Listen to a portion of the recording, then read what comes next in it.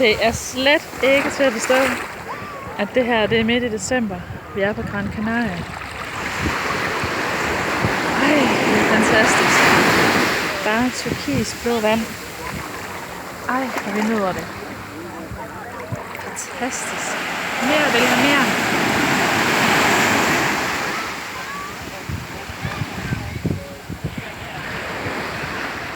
Jeg tør godt garantere, at vi kommer tilbage. Et eller andet tidspunkt kommer vi tilbage. Det er bare det fedeste at rejse. Og det elsker jeg at gøre sammen med min dejlige familie. Hvis du også skal lide at rejse, så det kan være, at vi skulle tage en snak.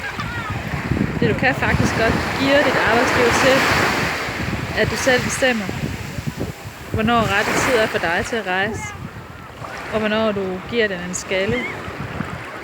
Og servicerer og hjælper.